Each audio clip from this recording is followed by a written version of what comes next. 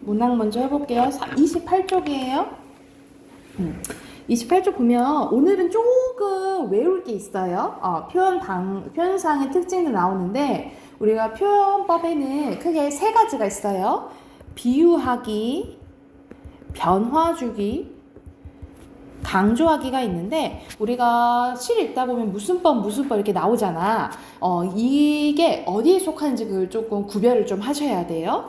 첫 번째는 비유입니다. 우리가 비유는 내가 표현하고 싶어하는 대상을 원관념이라 하지 내가 빗대는 대상을 보조관념이라 해요. 그래서 원관념을 보조관념에 빗대서 표현하는 것을 말 그대로 비유하기라고 하는데, 자, 대표적으로 나온 게 직유법, 은유법 먼저 볼게요. 이거는 우리가 초딩 때부터 배운 거잖아, 그치?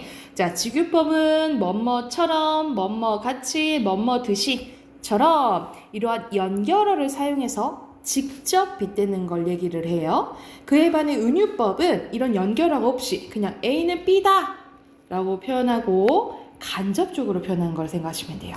그래서 직유법은 연결어가 있어야 되고 직접적으로 빗대는 거고, 은유법은 연결어가 없고 간접적으로 빗대는 거라고 생각하시면 되고, 자, 사람이 아닌 것을 사람처럼 표현하는 것을 의인법이라 하지, 그치? 근데 이것보다 더 개념이 큰 거 화류법 있어요. 화류법은 무생물을 생물처럼 하는 거예요. 그래서 우리가 무생물은 자기 혼자 스스로 움직일 수 없잖아, 그치? 스스로 움직일 수 없는 것을 움직이게끔 표현하는 거라 생각하면 돼. 자, 그리고 대유법 봐볼게요. 대유법은 대상의 일부 속성이나 특징으로 전체를 나타내는 표현 방법이라고 생각하시면 돼요. 원래는 이게 이렇게 두 가지로 나뉘어지거든요. 제유법이랑 환유법으로 이제 나뉘어지는데, 제유법은 보통 부분으로 전체를 나타내는 거, 환유법은 어떤 속성과 특성으로 전체를 나타내는 걸 얘기하거든요. 근데 요즘에는 이렇게 자세히까지는 안 나와요. 그래서 이걸 이제 묶어서 대유법이라는데 대유법만 기억하시면 될 것 같아요. 그래서 예시 보면은 빼앗긴 들에도 봄은 오는가, 이 들이 뭘 의미하는 거야? 나라를 의미하고, 예를 들어서 우리 나라가 있다면 우리 한라산 어디 있니? 제주도에 있죠?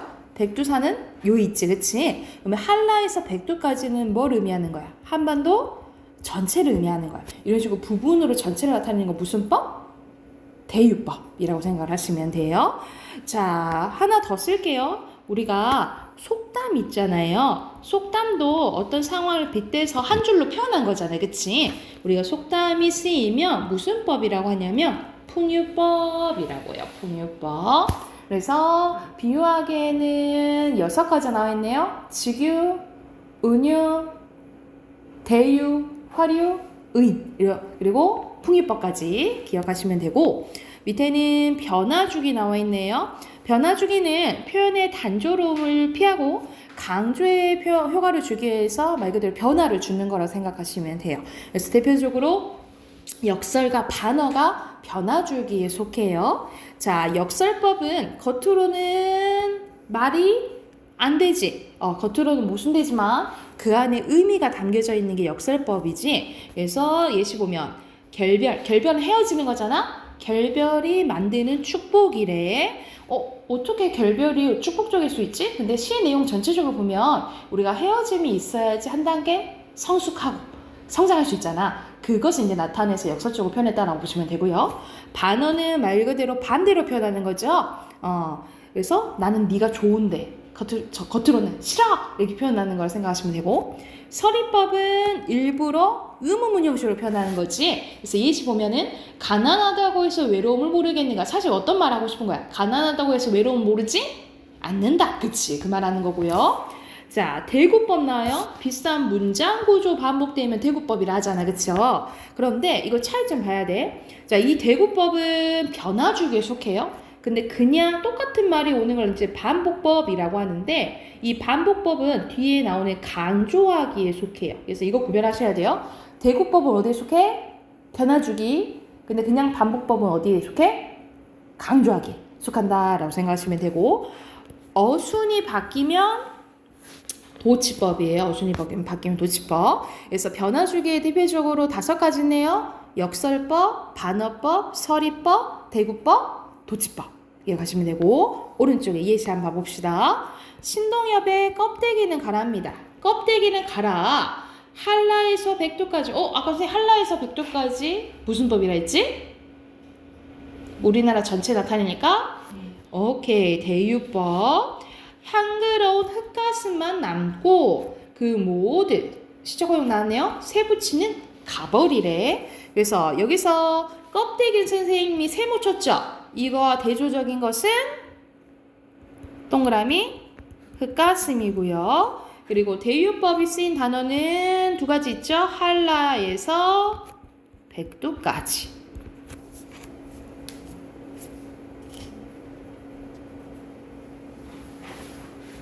됐나요?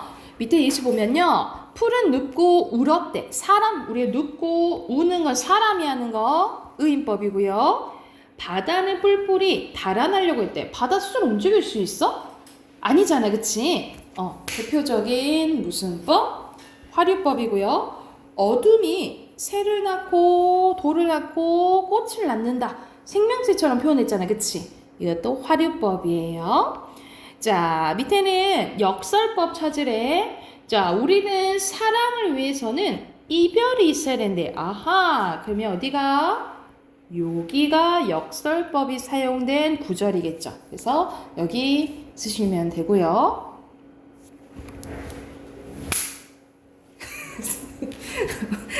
밑에 김소월의 진달래꽃 일부분이 나왔는데, 나보기가 역겨워. 내가 싫어서 가실 때는 간다고 한다면 이별의 상황을 가정하는 거예요. 가정법도 나왔고, 죽어도 아니 눈물 흘리리다. 근데 사실 어떤 거야?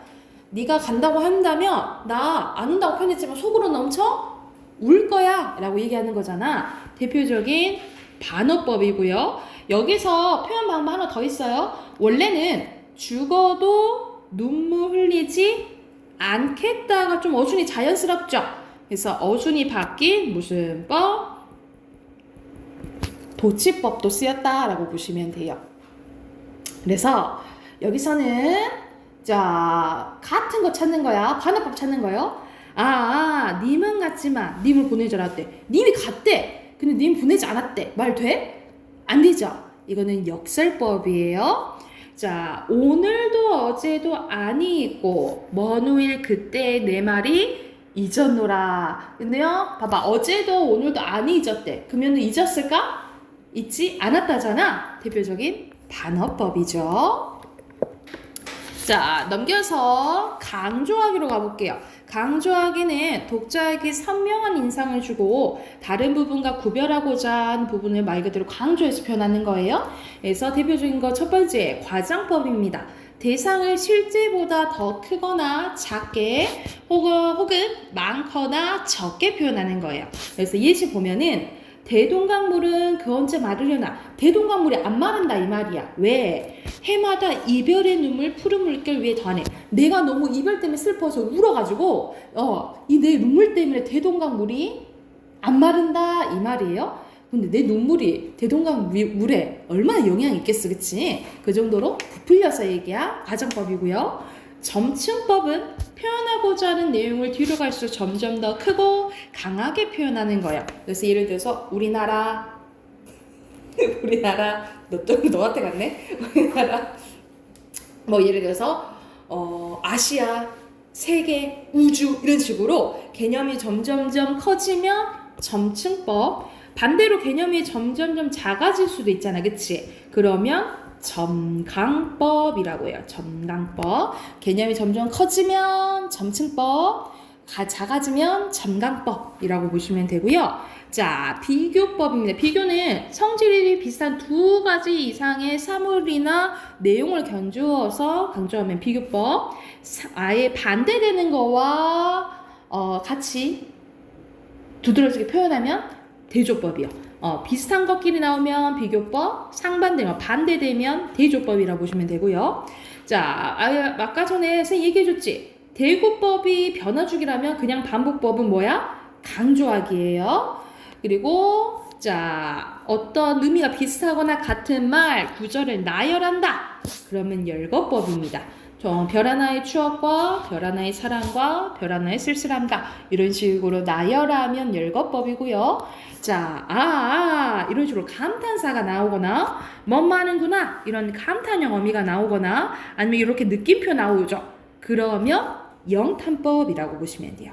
그래서 이렇게 과장법, 점층법, 비교법, 대조법, 반복법, 열거법, 영탄법이 다 어디에 속해? 강조하게 속하는 거예요.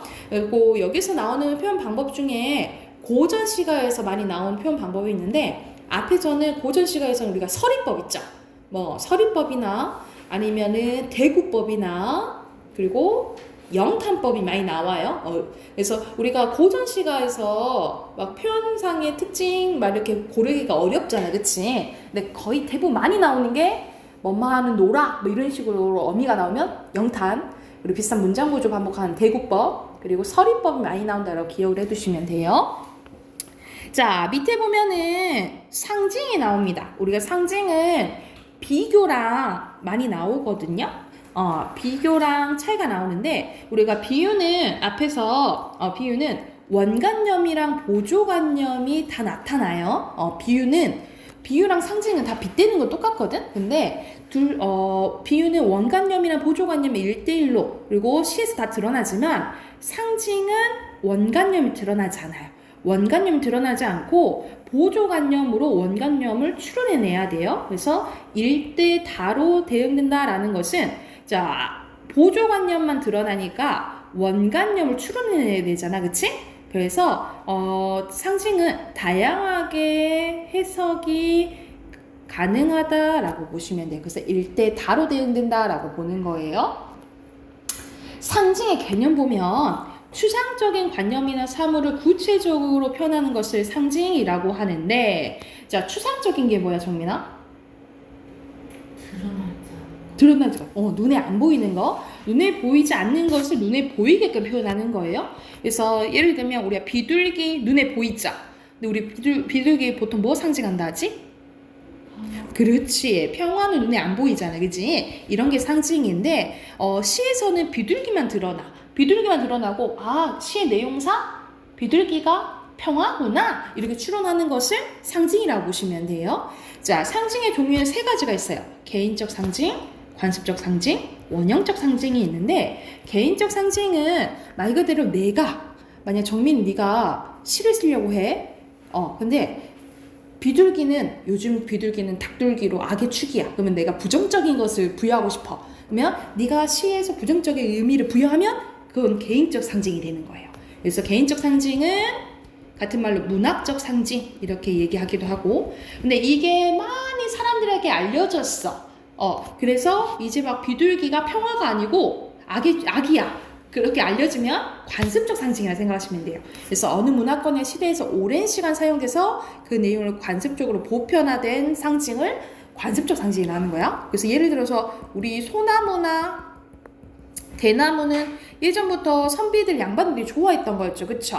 왜? 얘네들은 잘 변해 안 변해? 안 변해. 그래서 우리가 보통 뭐 상징한다 하지? 지조와 절개 상징한다 하지? 이런 것들이 관습적 상징이라고 생각하시면 되고요. 자, 이거보다 더 개념이 큰 것을 원형적 상징이라고요. 저번 시간에 원형적 이미지라고 했었는데 이거는 인간이라면 느낄 수 있는 상징을 해석할 수 있는 상징을 원형적 상징이라고 해요. 그래서 우리가 해는 위에서 비춰주죠. 그치? 그래서 보통 광명, 생명력, 희망 이런 것들을 상징한다라고 보시면 돼. 이거는 보통 인간이라면 느낄 수 있는 것들을 생각을 하면 돼. 그러면 여기에 해당되는 것도 옆에 예시 한번 봐볼게요. 자, 보면 나의 무덤 앞에는 차가운 빗돌을 세우지 말래. 나의 주변에는 노라, 진짜 허용이죠. 해바라기를 심어달래. 그러니까 이런 차가운 거 말고 생명력 있는 거 심어줘 라고 한 거잖아, 그치? 그래서 차가운 빗돌이랑 해바라기는 대조? 맞죠, 그치? 대조법 쓰였네.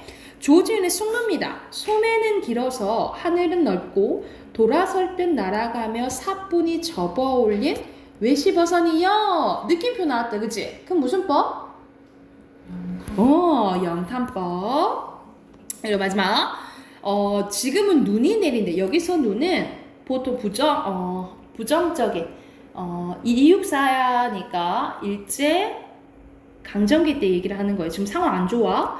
지금은 눈이 내리지만 매화향기 홀로 아득하니. 매화향기는 우리 매화는 사군자 중에 하나예요. 그래서 매화, 난초, 국화, 대나무가 사군자에서 양반들이 좋아하는 지조절기를 의미한다라고 보시면 돼요. 그래서 여기서는 지조, 절개 또는 우리 민족 정신이라고 보시면 돼요.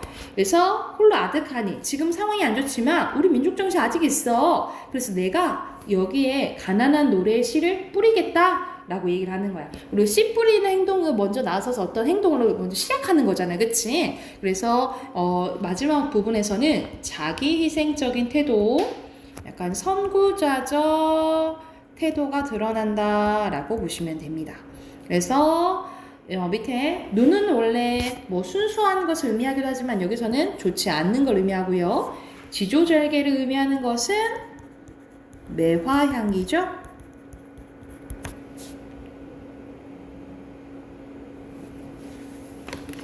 자, 그럼 32쪽 가보면 자, 시 기출 문제가 나와 있는데 시 2개가 나와 있어요. 시 2개 또 해석해 보고 해당하는 문제 풀어 볼게요.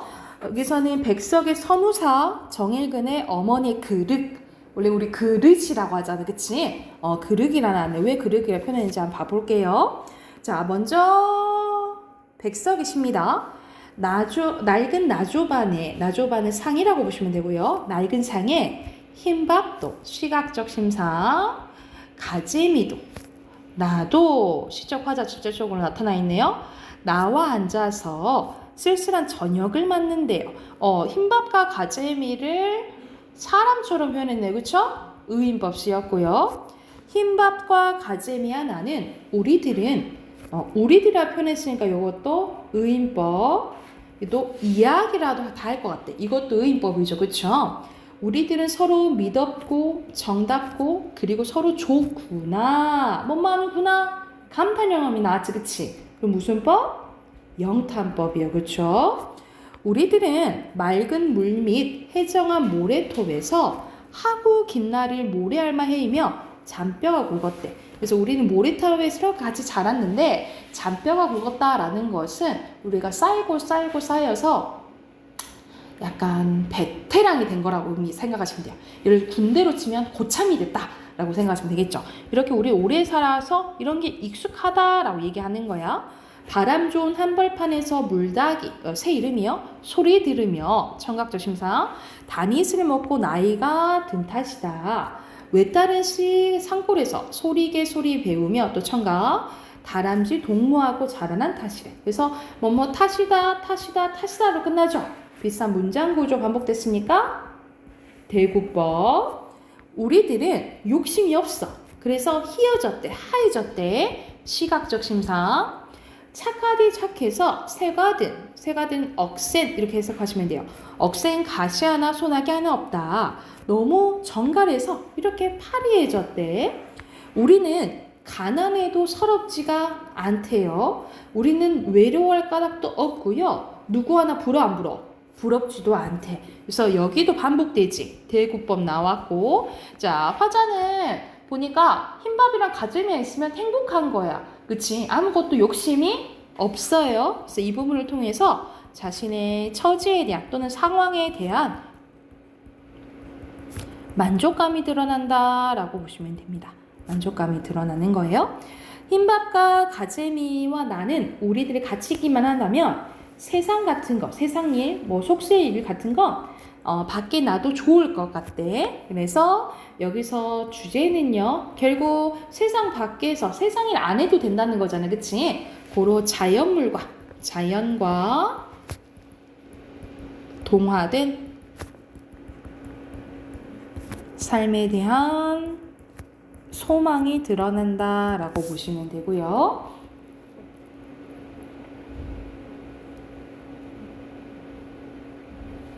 자, 두 번째 시 바로 갈게.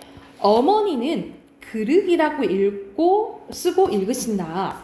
그릇이 아니라 원래 그릇이 바른 말이지만 어머니의 그릇이래요. 그릇은 그릇이래요.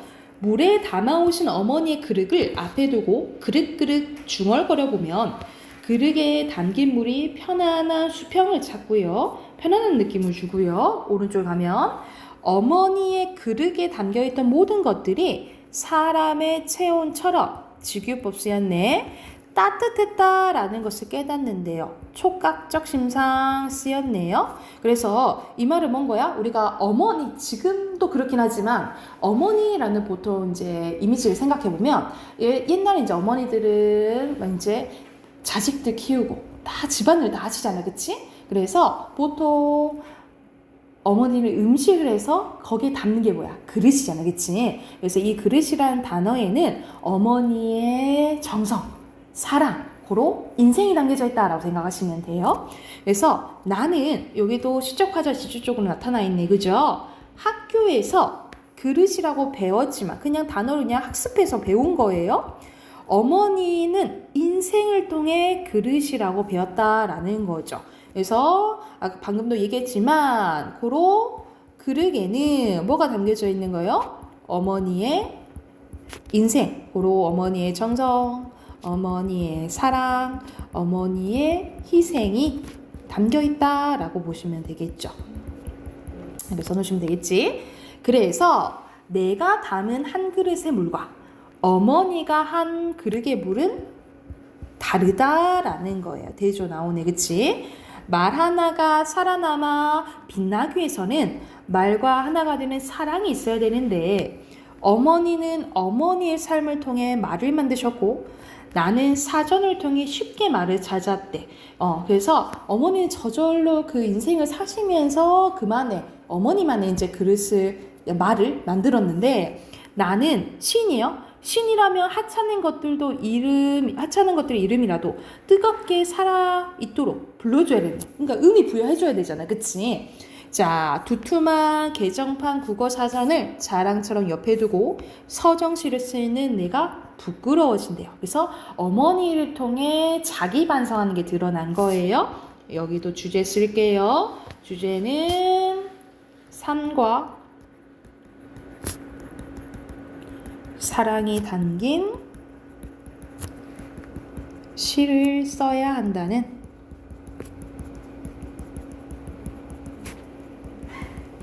자기 반성이 드러난다라고 보시면 돼요. 삶과 사랑이 담긴 시를 써야 한다는 자기 반성이 드러난 시라고 보시면 돼요. 주제 쓰시고 옆에 5문제 풀어볼게요.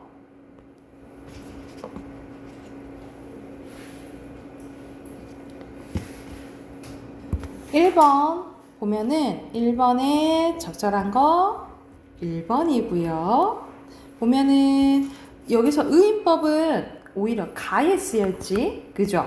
그리고 상승, 하강 이런 거 없고 영타는 어디에서 쓰였어? 가에만 쓰였고 수미 상관은 없죠? 그죠? 자, 2번에 적절하지 않은 것은 4번이에요. 여기서는 안타, 없다라는 부정적인 표현이 있지만 아까 뭐라 했어? 현실에 대한 만족감이 드러난다 했죠, 그쵸? 만족감이 드러난다 했잖아. 2번에 4번이고요. 3번에는 전체적으로 의인법과 영탄법이 쓰였어요. 2가지 쓰라 했으니까. 그리고 4번에 알맞지 않은 것은 사실 보기는 길지만 1, 2, 3, 4, 5만 봐도 고를 수 있어요. 4번이죠. 사전을 찾아보면 노력이 부족한 게 아니라 엄마만큼 그런 인생을 통해서 이제 배워야 된다는 거지. 그래서 그런 게 연관된 게 5번 문제입니다. 그래서 그릇이란 단어는요, 학습을 통해 또는 뭐 사전을 통해 써도 돼요. 학습을 통해 배운 언어를 의미하고 그릇은 어머니의 사랑과 정성이 담긴 언어를 의미한다 라고 쓰시면 되겠죠.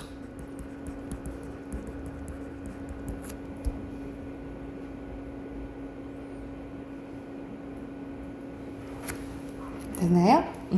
그러면 우리 문법 해보자. 문법 오늘 하면은 의문의 변도 끝나거든요.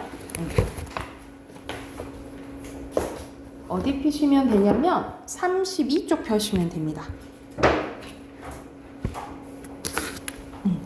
우리가 의문의 변동 계속 하고 있는데 의문의 변동 크게 네 가지 있다 했지. 교체, 축약, 첨가, 탈락인데 자 오늘 첨가하면 끝나요. 첨가 부분 봐볼게요.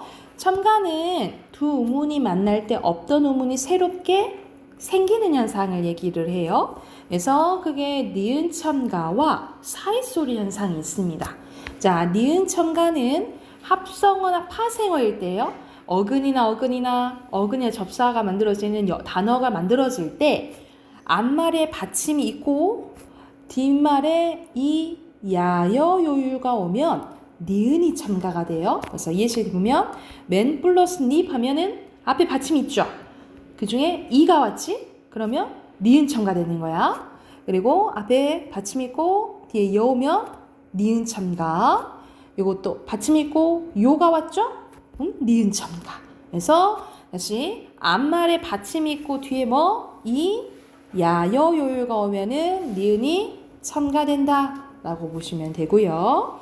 자, 밑에 보면은 사이소리 현상이 있는데 이거는 두 개의 형태소 또는 단어가 어울리죠. 합성어가 될 때 그 소리가 첨가되는 수위적인 현상이에요. 수위적인 것은 반드시 일어나는 게 아니고 일어날 때도 있고 일어나지 않는 거를 수위적이라고 해요. 그래서 이거는 환경이 중요한데 어떤 환경이냐면 고유어 플러스 고유어거나 고유어 플러스 한자어일 때만 돼요. 한자어 플러스 고유어도 돼요. 그런데 한자어 플러스 한자어는 될 수 있는 환경이 안 된다라고 보면 돼. 자, 어떨 때 이제 사이소리가 들어가냐면 뒤에 된 소리가 나거나 예를 들어서 우리가 초 플러스 불 하면은 생일 촛불 분다 하잖아. 그치? 촛불 된 소리가 나요. 그걸 나타내기 위해서 사이소리 들어가. 그리고 우리 이를 보여주는 게 몸 여기죠? 그래서 우리가 잇몸 니은 소리가 덧나요. 그걸 나타내기 위해서 시옷이 들어가고요. 나무 플러스 잎, 나무잎이라고 안 하잖아. 그치? 우리 나뭇잎 니은 소리가 덧나요. 이걸 나타내기 위해서 또 뭐가 들어가? 사이시옷이 들어가. 그래서 자 고유어 플러스 고유어거나 고유어 플러스 한자어일 때 된 소리가 나거나 뒤에가 니은 소리가 덧나거나 니은 소리가 덧날 때 들어가는 게 사이소리 현상이에요. 자, 근데 한자어 플러스 한자어는 된다 안 된다? 안 된다. 근데 뭐는 있지? 예외가 있어요. 밑에 예외가 있는데 이 6개만 숏이 들어갑니다. 곡간, 새빵, 숫자, 찻간, 퇴간, 횟수.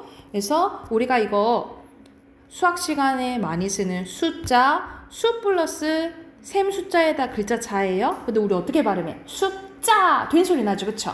이때 숏이 들어가는 거야. 그래서 한자어는 요거 빼고는 사이숏 들어간다, 안 들어간다? 안 들어가요. 그 대표적인 게 너 사람이 대가를 말하면 안 돼. 발음은 대가, 된 소리가 나요. 근데 이렇게 쓰면 돼, 안 돼? 안 되고 요렇게 쓰되 발음은 대가 이렇게 되는 거예요. 그러면 밑에 마지막 반모음 첨가해 볼게요. 반모음 첨가는 단모음이 이중모음 되는 걸 생각하시면 돼요. 그래서 봐봐. 지어라고 발음해야 되지만 지여도 가능. 기여 그리고 되여 그리고 피여 그리고 이요 그리고 아니요 이렇게 되는 거예요. 그래서 이거는 단모음이 이중모음으로 발음되는 현상을 뭐라고 한다? 반모음 첨가라는 거예요. 그래서 첨가에는 크게 3가지 있네요. 니은 첨가, 사이소리 현상, 그리고 반모음 첨가. 오케이?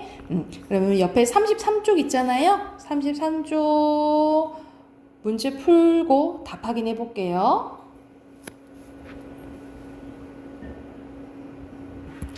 자, 여기 빈칸 순서대로 의문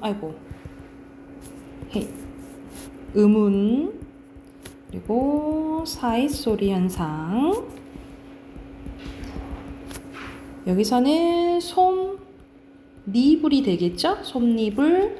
여기서는 니은 첨가 먼저 들어가요. 물약 되고 그 다음에 유마 돼서 결과적으로 물약 이렇게 발음네요. 물약.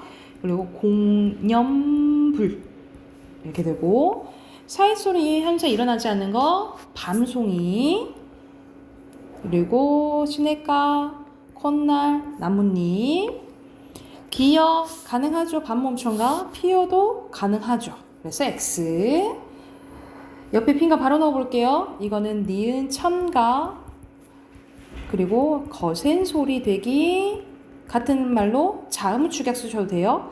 그리고 유마 자 먼저 지읒이 디귿돼야겠지. 음절의 끝소리 규칙 적용되고 그 다음에 비음화예요.